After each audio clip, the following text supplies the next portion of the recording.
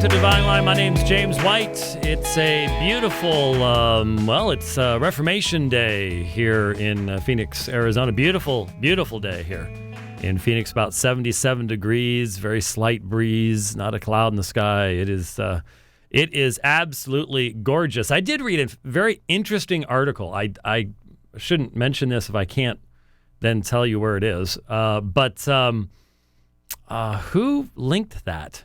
I don't know. I get too many things. I've got Feedly and Pocket and Twitter and all that kind of stuff, and I just can't keep up with it all. I don't think God ever designed us to have this much information flying at us at any one time. But I read a article this morning while rowing. Well, okay, I listened to an article while rowing this morning, and it was by a RTS grad and a professor of history, and it was all about the history of Halloween. And it wasn't what I expected it to be. I had never spent much time thinking about it, to be honest with you. But it was very interesting. If you maybe, I don't know if that would be enough information to Google it or not, but it was quite interesting. So I guess it's Halloween too. But I prefer Reformation Day. I now have had the opportunity of standing in front of Wittenberg's door myself. Of course, it was under construction. But we have plans within plans. There are plans, believe it or not, to try to arrange a major debate with a Roman Catholic apologist for Wittenberg for 1517, October of 2017, 500 years later. I would really look forward to that. I hope that works out. It would be awesome to get an opportunity to defend justification by faith in Wittenberg 500 years down the road. That would be pretty cool. Yes. I can't hear a thing you're saying. Because I pushed the wrong button. You wouldn't be thinking about taking the same road back from that Luther did. Now you're confused. I'm confused. That wasn't Wittenberg. Yeah, it was the road back from the Diet of Worms. Oh yes, 1521. Well, yes, 1521. Yes, that was after. See, that's a place. Hier stehe ich kann nicht anders, Gott helfe mir. Though that really probably wasn't what he said, but it was close. But that's. Oh, wait a minute. Was that? Can you translate what I said? No. So we shouldn't have done that. Tongues. Just trying to be consistent here. Just trying to be, and you and I are the only ones here. So if you're not the translator, then here I stand. I can do no other. There you go. Then we're good. We're good. All right. There we go. Yeah, well, that was pretty obvious, wasn't it?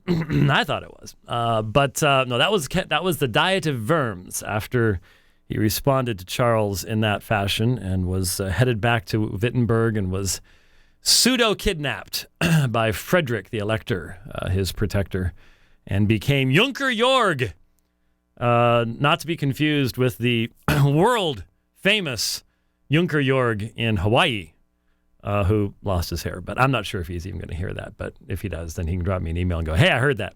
Just a little secret message I just sent out to somebody. Anyhow, I want to start off the program today, even though we actually have started off the program with another subject. I've spoken so many times on Reformation Sunday, which I guess would have been last Sunday or maybe next Sunday, whatever.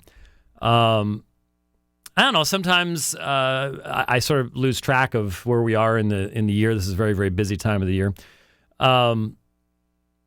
I sort of think the Strange Fire Conference sort of distracted a little bit from the celebration of Reformation Day. But at the same time, I grew up. I had never heard of Reformation Day, not once. And I think the reason it's not nearly as popular as some might wish it was, I think it's become more popular over the years, over the past 15, 20 years anyways, as people have come to understand the Reformation and the importance of it. But so many evangelicals today do not have any investment whatsoever in the issues of the Reformation. And in fact, most, if they were to be really, really honest, would look back at would look back at that particular time period and the issues are being addressed, and we just don't have a connection. We don't understand. We are so distracted by our technology, and we don't think about death. I mean, for Martin Luther and for the people today, the discussion of how you can know right now that you have peace with God was such a day-to-day thing. I mean, I'm getting into my church history mode here, but and I like getting into my church history mode, actually. Someone needs to tweet that we're actually on, because I forgot to do that. So somebody tweet that, and I'll retweet it. Did you? Oh, yeah. Okay. Well, sort of, yeah. I don't want folks to miss the fact that... You know, the funny thing is, this is the regular scheduled time.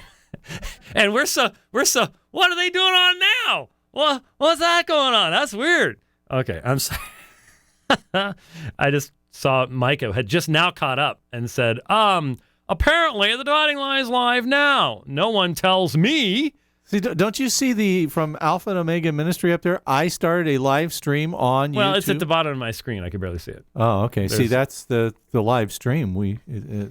Yeah, well, yeah, but that doesn't say anything about the Dividing Line. I started a live stream on YouTube. That doesn't tell you what it is. Okay. Well, I guess. Yeah. Someone needs to tweet something about the Dividing Line, then I'll retweet that and let people know that we're actually here. Anyhow, what I was trying to say before I got so completely distracted. See, Martin Luther would never have been distracted by tweets, would not have been distracted by live streams, nothing like that. That's why they got things done, and that's why I don't get things done. I need to find that video that I saw on YouTube a few years ago of the lady. It's 20 minutes long, and it's just how you can get sidetracked, and you get to the end of the day, and you got absolutely positively nothing done. You actually did 47 things, but that's the way it is. So, anyhow, I was trying to talk about church history here very quickly. There is something that we do need to understand. One of the reasons that the Reformation, sola fide, the risk of life that Luther faced at the Diet of Worms, that doesn't ring with a lot of people today because of the deep and sad humanism of our day, and the fact that we just don't think about death, and hence we don't think about life. I mean, death was such a ever-present reality. Disease could take you so quickly in those days. You know, we have this false idea that, well, I just get to the hospital. Hey, there's some diseases running around out there that we cannot fix at all, and they're fast and they're swift. We've really been lulled into security at that point. But the memory of the plague, which had taken a third of Europe, can you imagine? 1 out of every 3 people you knew in cities was dead. Maybe more in cities, because it was more in that area, obviously.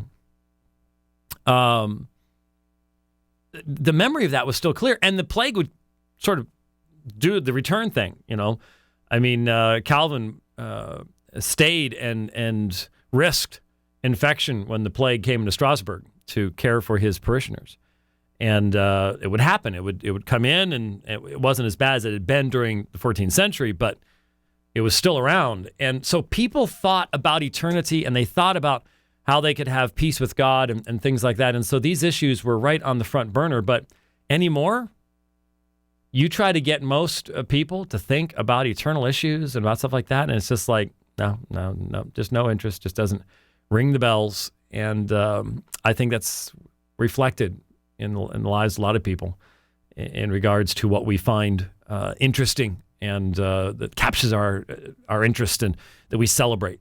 And so I certainly celebrate Reformation Day. I celebrate the fact that God truly, by his grace, broke into Western culture. Now, obviously, I recognize that it wasn't October 31st. I mean, I know, and hopefully you know, Luther was not staying there as a Lutheran. He was a faithful son of the Roman Church. He was an Augustinian monk. All he was doing was posting stuff that he hoped would result in some debates. That's all he was doing. Yeah, God had begun working in such a way, but God had begun working long before Luther. I mean, You look back at Hus, you look back at Wycliffe, and the light was beginning to dawn. And man, Luther would not have been the guy I would have chosen. Okay, no, wouldn't have been the guy I would have chosen to be the one through whom this message would get out. But there were so many streams that had already come together to allow this to happen. I mean, right at the time that Luther's starting to go, man, those indulgences things they really stink. I mean, I'm seeing just how anti-Christian and how far removed from the truth this stuff is. And right at the same time, he comes into possession of one of the first printed Greek New Testaments. And so he has ease of access to the original languages, and he can compare the Latin and the Greek, and that helps him to understand justification by faith and to come to understand things. Well, that came out of the Renaissance. That came out of Erasmus and Ad Fontes, to the source. And there's just so many streams. The German nationalism that was rising in that day, which allowed the Germans to go, I don't like this, how we're getting charged for these indulgences, and the money leaves Germany and goes to Italy to build St. Peter's. It seems like a religious tax of some kind based upon forgiveness. It seems really bad, and of course it was and still is. And so all these things came together in an amazing way, and it's great to tell the story. Unfortunately, most Protestants today don't know the story, and but even when they learn, it's sort of like, oh, that's interesting. It's not the stuff of life, for most people. When it becomes the stuff of life, those are the people that are in no danger of ever going off to Rome or anything like that, because they've come to understand what's really important. But it's the ones who don't understand that end up going off to Rome in some way, shape, or form. Anyways, what I want to, I started off saying I want to start off with something else, start off with that. But just a little brief conversation there on Reformation Day. Ran across something yesterday. I want to bring it to your attention just as an illustration, hopefully as a warning. Once again, I am disturbed by we've all heard the abuse of the term phobia, right? You have certain phobias, and now, of course, homophobia was the first term to come along that is just massively abused and turned into any disagreement with homosexuality whatsoever. And anybody who has a moral bone in their body is considered to be a homophobe, and all the rest of this kind of stuff. Then you have Islamophobe. And the Muslims picked up on this. Hey, this works pretty well. You just beat somebody over the head with this phobe thing, and everybody stops thinking, and you win the argument. And so if you have any disagreement whatsoever with Islam, then you're an Islamophobe. Well, there are homophobes. Now, of course, it should be homosexualophobes, I suppose. There are people who have a bigoted response to homosexuality. It's not based upon having thought through morality and ethics and the nature of the male and female and marriage and culture and all the rest of that stuff. It's just, I just don't like those folks. Okay, there's people like that. And they to take them and apply a term used for them to everybody else that has a moral objection to this, obviously, is absurd. But the same thing is true in regards to Islamophobes. There are people who are Islamophobes. There are people who they just look at a Muslim, and if that Muslim happens to wear traditional Islamic garb, just automatic fear and an automatic prejudice. If any of you have listened, and I don't know how you could not have, but if any of you have listened to the opening statements that I have been making in my introduction to Islam stuff for months now, I've really been trying to address the fact that Christians, believing Christians, the Christians who I assume are attending some presentation that I would make. And so 2 weekends ago, I was in Spring, Texas with Vodi Balcom and his church. Last weekend, I was up in Vancouver with the Sola Scriptura folks. Heinz Ascalonitz, and they'll all tell you that the opening statements that I made were directed to Christians saying, look, we need to understand what Islam teaches. The primary source of our information from Islam should not be Fox News. I always joke that it's better Fox News than MSNBC, but either one of them are not really what we should have. But also that if we have fear in our hearts toward a Muslim because of the way they dress, because of just our unfamiliarity with them, et cetera, that in all probability, we are not going to take the opportunity of being the one who opens the dialogue for the presentation of the gospel, because that fear is going to cause us to remain quiet, to direct the conversation someplace else, whatever it might be. That fear can come from many things. It primarily comes from ignorance, but that fear can also be stoked by many people, Christian and non-Christian, but on the right hand of the spectrum of things. And so as a result, I've told the story more than once that, for example, I've gotten the message a few times from TSA agents. Yeah, I will travel with a Arabic Quran in my checked luggage, and twice now I've gotten to my hotel, opened my luggage, and found sticking out of the Quran the TSA inspection card. Now think about that. If you got to your hotel and you were a Christian minority, you were in a majority Muslim context, you got to your hotel and found an inspection card stuck inside your Bible, don't you think that's a message? And don't you think somebody in the TSA was trying to give the message, we're watching you? Now, of course, they had no earthly idea who they were watching. They're trying to warn a guy with an Arabic Quran who happens to be a Christian apologist who's going around the world debating Muslims. So wasted that one, shall we say. But twice that's happened. And somebody was trying to give me the message. No question about it. And there are acts of vandalism at mosques and things like that. And you got your redneck guy someplace, just wants to get himself a Muslim. And you've got ignorant people like that out there. There's no question about it. They're there. So someone in channel says they've had that happen with their Farsi Bibles, because Farsi looks like Arabic. I mean, to the untrained eye. They'll stick it in there like, we know you're there. We're watching you, Well, anyways, yesterday I saw something posted. John Mark posted something on Twitter. And I followed the link because I saw the name of Yasser Qadhi. Now, I've talked about Yasser Qadhi a number of times in this program. I haven't really mentioned him for a while. I think I mentioned him shortly after the book came out because I had seen an article where he said he's not using the term Salafi of himself any longer, which I found very interesting. And unfortunately, I had used it of him in the book. But when I wrote the book, that was still the terminology that was generally used.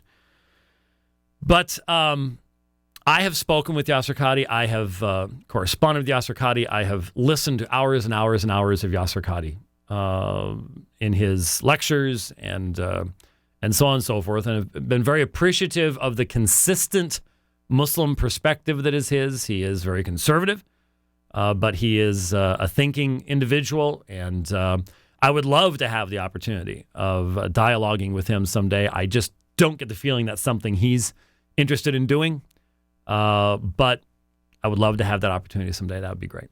Anyway, I followed the link, and it took me to an article by Tim Brown at freedomoutpost.com. Freedomoutpost.com. And, Freedom Outpost has the coiled snake established July 4, 1776, Don't Tread on Us. And the title is Tennessee Imam Abu Ammar Yasser Qadhi. Jews and Christians are filthy. Their lives and property can be taken in jihad by the Muslims. I started to read it. It says Abu Ammar Yasser Qadhi, a Memphil Imam. I'm not sure what that means, to be honest with you. Based in Tennessee. I assume that has something to do with Memphis. Preaches openly about what Islam truly is. He makes no bones about thinking that anyone other than a Muslim doesn't deserve anything and are less than Muslims. In fact, part of Yasser Qadhi's preaching includes rhetoric that says non-Muslims' lives are forfeit and their property is legal for Muslims to take in jihad, and this would include women as sex slaves.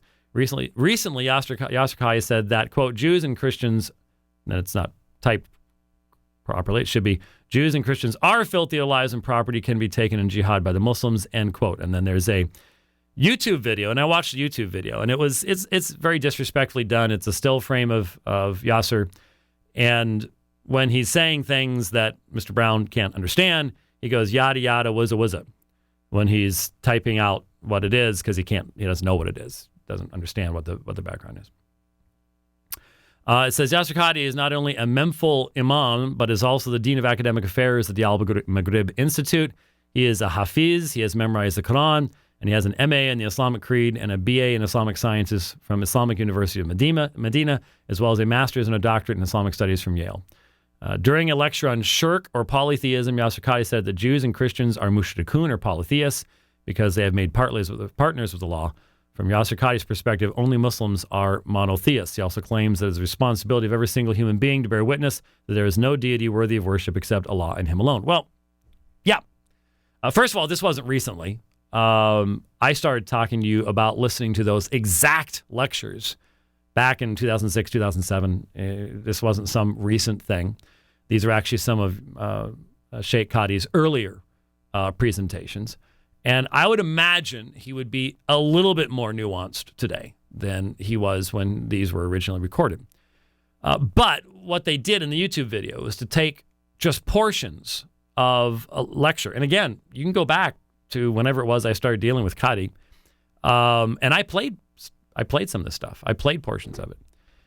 One of the reasons that I had originally contacted Yasser Qadi, the possibility of writing the book with me, was because he does take the consistent, and it is the consistent perspective of the vast majority of Muslims in the world, that we as Christians are mushrikun, that our worship of Jesus Christ involves us in shirk, that we are associating someone or something with Allah, and that this results in shirk. And I respect the Muslim who holds to Tawheed and hence is very, very concerned about shirk. I respect him a whole lot more than I do the Muslim that doesn't and isn't concerned about these kinds of issues and doesn't see the relationship between Tawheed and shirk and things like that. If you're going to be a believing Muslim, be a believing Muslim, for crying out loud. I can actually deal with a believing Muslim more easily than I can a liberal Muslim who doesn't share with me a commitment to the idea that there is truth and things like that. But what they did is they just took sections and piled them all together. And the result is, obviously, you can tell by the title. Jews and Christians are filthy, their lives of property can be taken in jihad by the Muslims. Now, it's interesting. I played years ago his exact statement in regards to jihad, where he said, this cannot be done now. And I expressed then the concern that was mine, because I remember right where I was in South Mountain when I was listening to this, in fact. He explained that there is no state of jihad today. That's why, one of the things that was unfair about this is Yasser Qadi has been attacked from his right, because even as a Salafi, he stands against the acts of violence that are perpetrated by some Muslims, by Islamists and things like that. But the line that he draws is what I tried to point attention to a few years ago when I reviewed these things. And that was, he basically said there can be no state of jihad because there is no caliph. There is no caliph today. There is no leader of all the Muslims to be able to proclaim a state of jihad. Now, if there was a leader of all Muslims who could proclaim a state of jihad, then the lives and property of the enemies of the Ummah would be forfeit. And everything that he said there would be true. And when he was talking about Christians and Jews as nejas, that is a term of ritual impurity in regards to people who engage in shirk. And so if you think that we're engaged in false worship, then you're going to say that we are impure in God's sight. Now, what worries me is that a lot of Christians will grab hold of this stuff. And, John Mark hadn't looked into it, didn't look back into the background of it. I told him about it. He said, hey, oops, sorry. And he pulled it, and that's great, and I appreciate that. But, folks, this is the stuff that's done to us all the time, and we get upset about it. This is what is done to us all the time. I mean, you have any idea how easy it would be? How very, very easy it would be for someone, if they wanted to take the time, to go through the stuff I've said on this program over all these years. I mean, all I'd have to do is set up a large hard drive and record for about a month. You'd have pretty much all the way back to 1998, and you'd hear me saying stuff about Jesus Christ as Lord and judgment coming upon the nations, and why is the video feed dying all of a sudden? I don't know if you're noticing this, but the something strange is going on with the camera there, and that sort of worries me. It just disappeared. It just died. I think the camera just croaked while I was watching it. I'm hoping that's the camera and not smoke or something, because it just went white. Whew. So just thought I'd mention that in case it's something other than the camera just dying for the last. That's probably one of the older cameras we have. No, actually, it isn't. That's terrible. Anyways, just thought I'd point that out to the powers that be, and I'll continue on with what I was saying. This happens to us all the time. You could. If you recorded all the stuff that was said, I've talked about judgment coming upon the nation, and I've talked about every knee bowing and every tongue confessing, and you could find all sorts of stuff about judgment and the lordship of Christ and all that stuff, and make me sound like a complete nutcase. A complete nutcase. It would be pretty easy to do by ignoring the context, ignoring everything else that I was saying, and that's exactly what's been done here. And unfortunately, a lot of Christians don't care if it's done to Yasser Qadhi because, well, he dresses funny. And his name is different than what we'd like. All that kind of stuff. But we have to be consistent. We have to recognize if people are going to put together this kind of unfair compilation of citations and take it out of its context, not that there's reasons to think about what Yasser Qadhi said about what the dividing line for jihad is. There's reasons to be concerned that for a non-jihadi, the line there, it seems rather scarily thin. But that means I would want to talk with Yasser Qadhi about how we can understand that and what the foundations of that are and how that's different than Christianity, not just go, there's someone that's dangerous and we need to, don't want this person around type of thing. That starts getting into the area of Islamophobia. It really does. Because it's not irrational. It's not seeking to understand what he's saying and to disagree with it from a Christian perspective in a fair way. It's just, I don't like what the Muslims are saying, and I'm going to apply one standard to them. It's not the same standard I apply to my own faith. And I am so super sensitive to that because I have to deal with it constantly coming from the other direction. And so I think it's far better to err on the side of grace at that point. And so I even contacted Yasser Qadhi, and he directed me to a response that he himself had put up when this was July 3rd of this year, I guess. And so a few months ago, the audio clip had been put up. Now, this one that I had seen yesterday was really, what was the date on this? It was October 29th. So they just must have glommed onto this recently, I suppose, the Freedom Outpost one. But evidently this is something that's not overly new. But he had responded to that. And this is available at muslimmatters.org, which I think they must have, now that I think about it, they must have changed their RSS feed, and I need to get back on it because I used to get their stuff, so I would have seen this. But I think I lost the RSS feed and didn't even realize it. Well, now I know, so I'll try to fix that.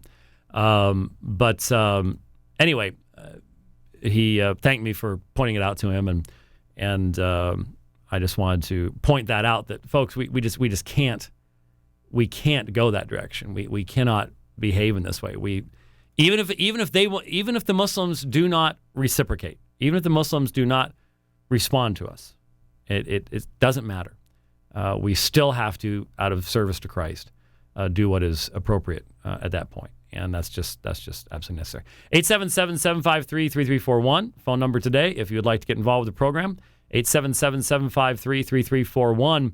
I mentioned last week my thanks for the words of Al Mohler as he spoke at BYU. It looks like there's something going on up there because on October 30th, so yesterday, religionnews.com, evangelical visits to BYU signal a new evangelical Mormon détente. And the picture here is of Richard Land, the new president of Southern Evangelical Seminary at Brigham Young University. It says, last month, after being sure to get his caffeine fix at Starbucks, Southern Baptist leader Richard Land went where few evangelicals had dared to go before, the campus of Brigham Young University, intellectual heart of Mormonism. I went there. It just kicked me off. And of course, that was many moons ago, and I was passing out tracts, so it was a little bit different. But it also, unfortunately, mentions Richard Mao and all the compromisers that have been up there. And that, of course, is the problem. Even when good folks go up there, because of people like Mao and others, it's just who's to know. That's the problem. They've got a bunch of pictures of Mao and Millet, and we've talked about the soft selling of Islam, soft selling of Mormonism, Muslims, Mormon. And I wish they had different starting letters. It'd be easier for me to keep track. What? Well, since you were talking about Mormonism, yeah, I just thought I'd point out that this morning I uploaded a never-before-seen... Which is the main reason I can't get my internet to work anymore. In public... I decided to say that. ...video.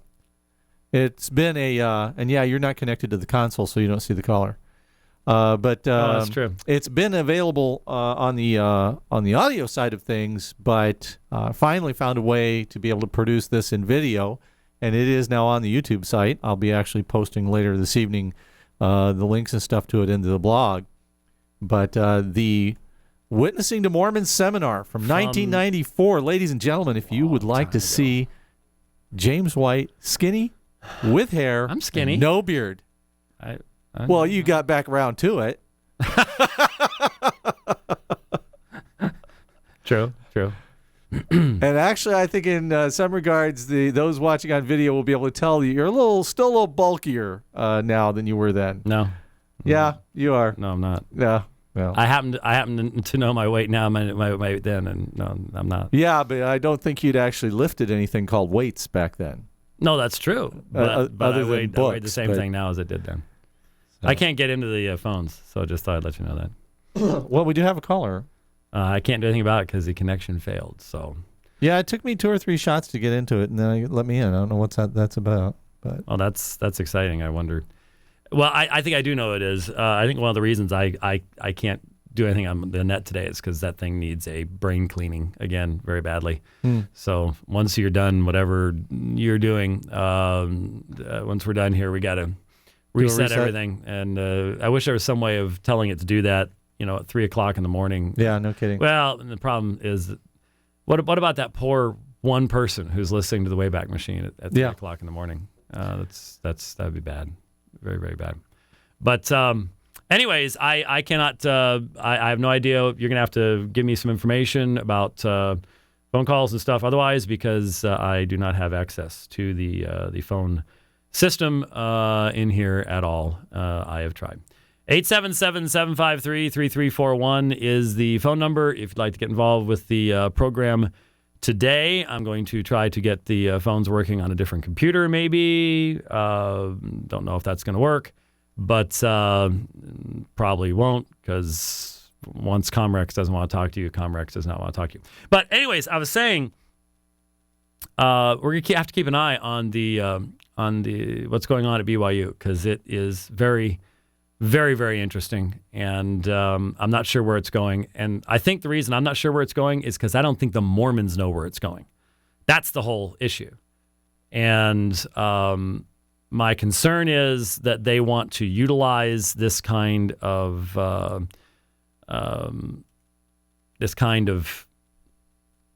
I don't know, willingness on the part of people to mainstream more.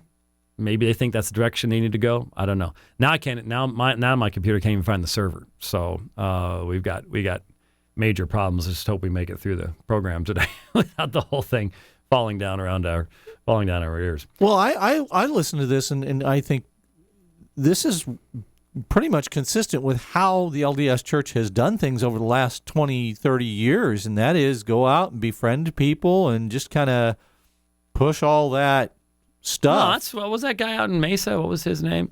That came over to the office, an older fella, doing the same thing. Yeah, wanted to just sort of do the chit chat thing, just and how much we have. Let's all get along. How much we have in common. We don't need to be talking about gods all that and theology stuff like that. Yeah, that's exactly. Yeah.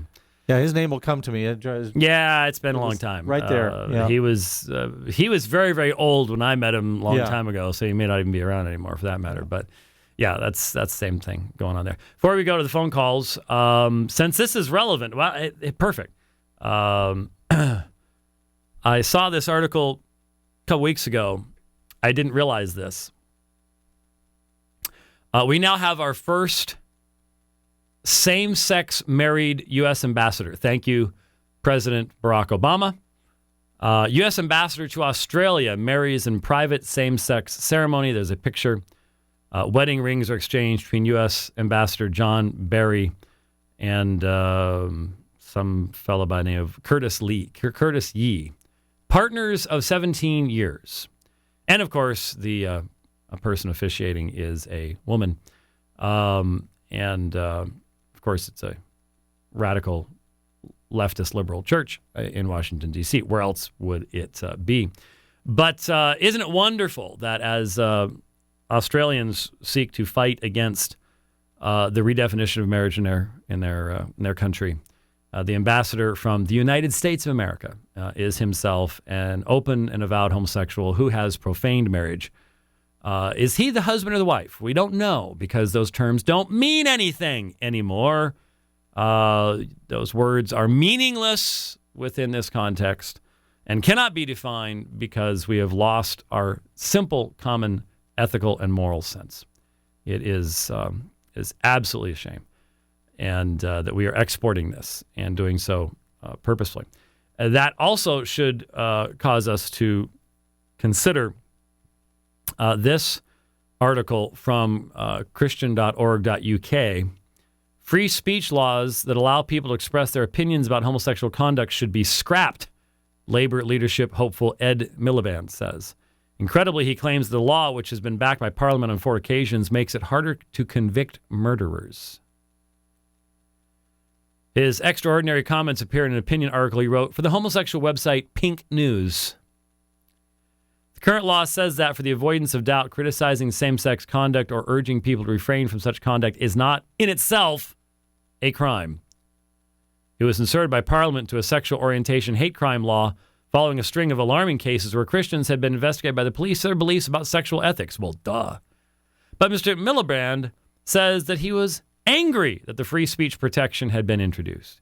And he claimed that the safeguard makes it hard to convict someone for killing someone because of their sexuality than for their skin color. Throughout his article, Mr. Miliband took pains to stress his commitment to the homosexual agenda. He voiced his support for attempts to radically redefine the nature of marriage in the UK, and he praised a recent court ruling in California that ignored 7 million voters on the issue of same-sex marriage. That would be, we know which one that was. There you go.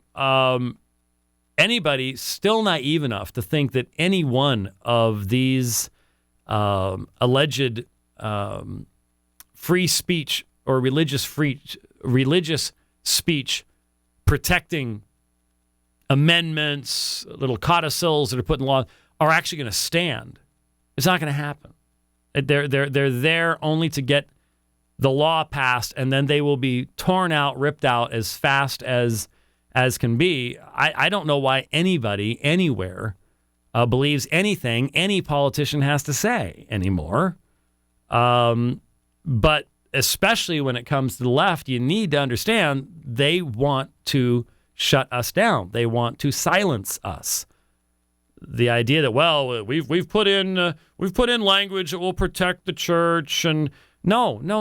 As soon as this redefinition of marriage, this destruction of the God-ordained institute of marriage becomes law, and it will happen very, very soon.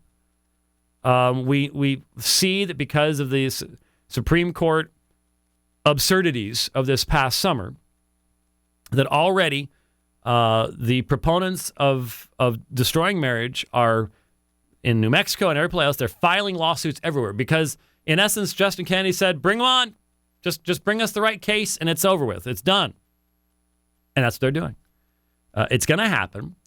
And as soon as that happens, then there will be first civil and then criminal penalties for not bowing the knee to the homosexual agenda. It's there. It's obvious. It's happening in Europe.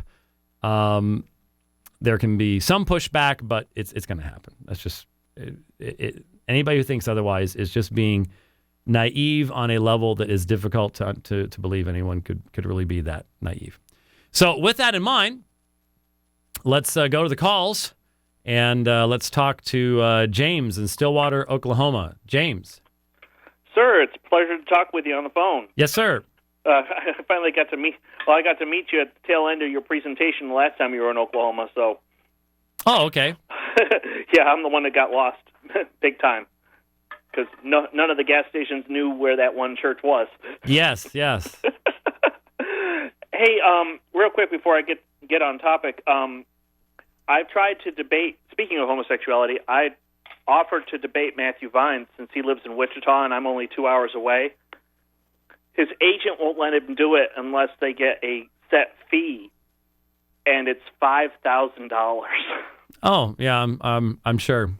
Yeah, I'm like, I don't have $5,000, and I was even willing to do it at a gay-friendly church, whether it be UCC, PCUSA, and still they wanted the money. So, but Jesse Morrill, apparently a young aspiring author who's an Armenian in Texas, has actually taken me up on my offer. So we might actually this might actually happen. Well, he's not an Armenian. He's a Pelagian. So that's okay. different issue.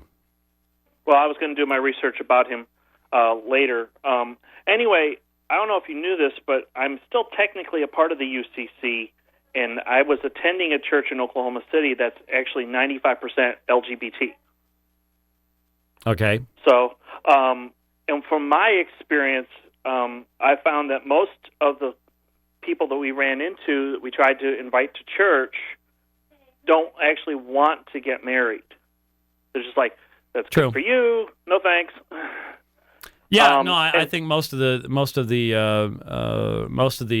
surveys have shown that the vast majority of homosexuals do not want to get married. This has nothing to do really with the vast majority of homosexuals. It has to do with the radical transformation of the society and the destruction of the family within Western society. It has nothing to do with marriage equality. That's all. It's all a bogus cover that really has no meaning to it. It is meant to fundamentally alter the entire fabric of the society. Yeah, and I have to give you credit because it was your book that really helped set me straight, The Same-Sex Controversy, which is an absolute fantastic book. It's almost as good as The Forgotten Trinity, but not close, but close. Well, they're very, very different subjects. Very, very different subjects. Well, I still think The Forgotten Trinity is your best one. But what I've noticed is that when I was helping, we went to, every year, Oklahoma City, they do have a gay pride parade. You could hand out buttons, you could hand out flyers, you could talk to lots and lots of people, and they'd be like, "Oh, thank you, we're so glad you're here." And you could invite 1,000 people that are LGBT, and 5 of them would show up for church. Well, yeah, that's. I think that's better percentages than you would get at a Mormon meeting, to be perfectly honest with you. Yeah. So here's leading into my question. I'm sorry for the long prelude. Theoretically, is it possible that, the few that do want to read their Bibles, do want to pray, could be saved? Well, if you again, no one is saying that homosexuality is the unpardonable sin. But if you're talking about someone who is practicing homosexuality and says, "No, I want to be a Christian and yet continue in this lifestyle, continue to do this," there are Christians. They're a small minority, but there are Christians who struggle with same-sex attraction, and since they struggle with it, sometimes they even give into it. And so there are people who experience same-sex attraction. They do not want that same-sex attraction. They do not love that same-sex attraction. They are seeking to live in the lordship of Christ, just as there are people who struggle with many other desires in their life. There are people who struggle with anger and impatience and lust and all sorts of things like that, who are true Christians and are seeking to gain victory over those things in their lives. The dividing line really is when someone says, "Well, because I experience these things, I am going to demand that you redefine the faith to allow me to embrace the faith without embracing these elements of it." And that is really the essence of what the homosexual movement is demanding of the Christian faith, is that you must accept us as we are, and you must change God's law. You must change the very basis upon which Christ went to the cross. You must change the revelation that God has given to us, so as to fit my predilections and my desires. And that goes directly against what 1 Corinthians chapter 6 says. "Such were some of you, but," and then that's the adversative use, "you were washed, you were regenerated," so on and so forth. So that would require us to, in essence, reject the authority of that text and to reject the entire positive presentation of Scripture in regards to the nature of marriage and the nature of male and female relationships. So essentially what they're doing is they're putting their experience ahead of Scripture. Well, they're putting, actually, it's not just their experience. They're putting their passions and what they want to be as defined by their feelings and experiences ahead of Scripture, and saying that Scripture, but again, this is the essence of liberalism itself. I mean, the whole essence of liberalism has always been to make the Scriptures amenable to an experience that back in the old days,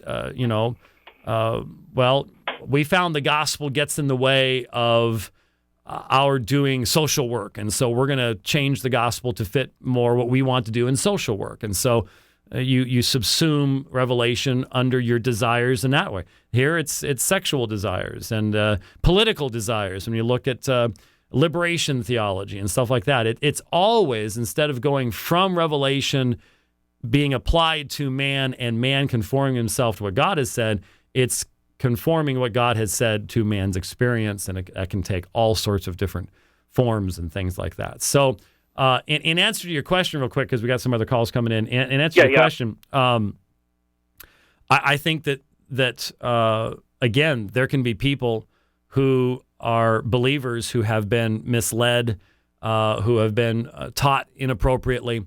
But the dividing line is, obviously, has this person repented their sin? Do they even know what sin is? Do they even know what the gospel is? And that really is the issue. And can they read 1 Corinthians chapter 6 and agree that God has the right to define what is and what is not sin? And that really is the issue. Hey, thank you for your call today, James. And we're going to run along here real quick. And you do well down there in the midsection of the country there. Let's talk with Tom. Hi, Tom. Hey, Dr. White. How you doing? Also from the midsection of the country, ironically enough. Yes, we're getting the flyover territory here, I guess. I guess so. And ironically, met you at Pryor as well when you were down here. Okay, well, that's interesting. We got two folks that got together at the same place. So apparently, I was the one compared to a Bieber fangirl by my fiance, if that rings any bells. Well, I do. To be honest with you, I try to forget things like that because there's only so much room in the cranium, and when someone is likened to a anything that has to do with that name that starts with the B. It just automatically disappears. Can't blame you a bit. No. Well, I'll get to my and are you question. two still together? Is the question? Yes, sir. Absolutely. Wow, Got a wedding okay, date all right. In May of next year, actually. There you go. All right. Okay, so here's my question. Hearing you talk about the gay agenda and all the things that are happening politically in our nation, friends and I, of course, as we do, have conversations about how do we as Christians respond to all of this. And so what I was wanting to know from you is there any value to the theonomist position? Should we stick with the use of natural law? What's your preferred approach when dealing with Well, you that? see, you mentioned two things there. Interesting. Any Reformed person starts breaking out in at least moderate hives at the mention of natural law, at least as it has been abused by Roman Catholicism and then adopted by a lot of Protestants as well. A Reformed person believes that God's revelation precedes anything else, and the whole concept of natural law that could be understood separate from the priority of revelation, which unfortunately is normally how natural law is used, especially amongst Arminians and others today, is a real problem, is a real issue. But in regards to the term theonomy, that's a hot button as well, for many, many reasons. Partially because there are so many different definitions of that term, and there are so many different kinds of theonomists, and partly because, unfortunately, when someone starts talking about these things, you end up getting people very quickly taking sides and building their walls and getting behind their walls and starting shooting at each other, and you get in trouble if you actually try to say, well, what's this side trying to say? Well, you can't talk to them, and all the politics start kicking in, and this happened back in the 80s with theonomy as it was coming into expression amongst certain people, from Greg Bonson to those who were earlier influences, Rushdoony especially. And you also end up with people who take things way out to their end, and there's just the whole theonomy discussion is unfortunately marred by that, and it becomes a little bit difficult to get folks to sort of calm down and think about it. To be honest with you, in many ways, theonomy simply means the law of God, and the idea that God's law should be the standard for mankind. And I would think biblically that would not really be an overly controversial issue, but it is for a lot of folks.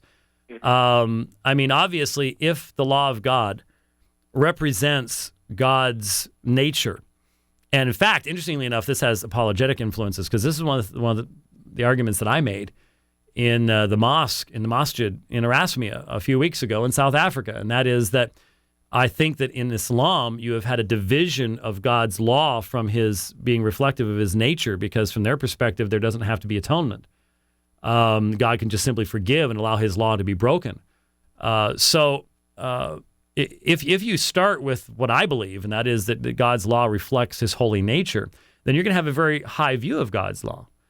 And you're going to basically say that man's law will reflect God's creative purposes most closely when it reflects the law that God has revealed to us concerning how men should behave. Obviously, at that point, the question becomes, well, how do we differentiate between that which is an abiding moral principle in the law of God and that which specifically had application to the people of Israel? Because obviously that's the rub. How do you make that differentiation? Can anyone in this life come up with the perfect way that would convince everybody that this is how we do this? This is how we understand the difference between ceremonial and moral, and here's the exact way you can determine it, and so on and so forth. And I don't know if in this life that's ever going to happen, to be perfectly honest with you.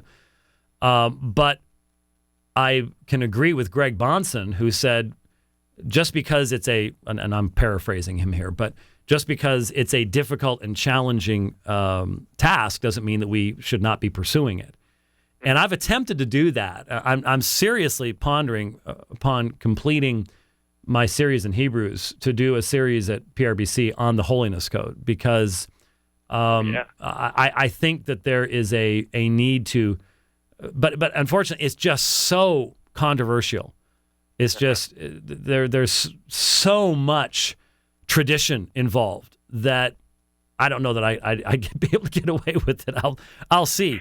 But I've tried to give examples in the past. I've tried to go through some of the texts in the Holiness Code to sort of show some way we might be able to make that kind of differentiation. But that issue aside, obviously, what I would say is that if the laws of a nation are going to reflect who we are as the creatures of God, then they will, for example, protect marriage, and they will not allow for two men to marry. That's not only profanes God's law, it profanes who they are as men. Right. And so at that point, I would say that the closer a nation's laws reflect the moral content of the law of God, then the better life is going to be within that context.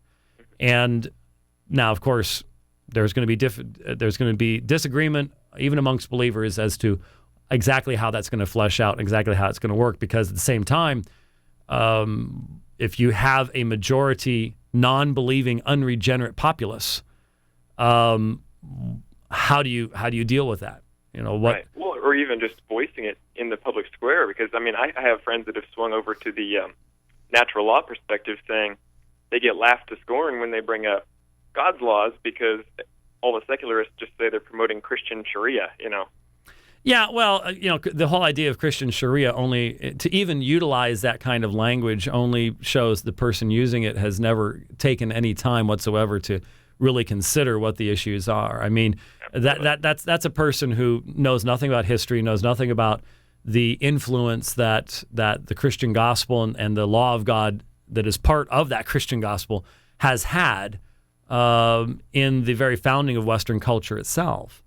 So, I understand the level of discourse in our culture is pretty simplistic these days, but we can't allow that to keep us from speaking out on these particular subjects. It's a huge subject. It's a huge area, and I can't in this time frame really do it justice. But I do want to do some more on it in the future, and it is an area that I think evangelicals need to think through much more.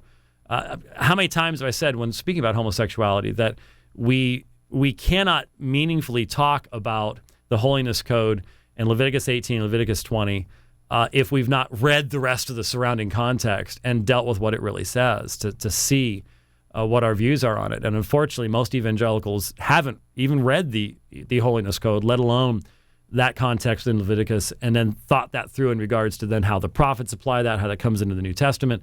All those things along those lines. They just haven't done it, and as such, that hamstrings us. It really does. Right. It really does. But anyways, hey, Tom, sorry for the brevity of the answer, but I appreciate unfortunately, the clock is running past. So thank you for your call, sir. Thank you. Thank you. God bless. Bye-bye. All right. Well, thanks for watching The Dividing Line today or listening to The Dividing Line today. However you did it, we will be back, Lord willing, next week.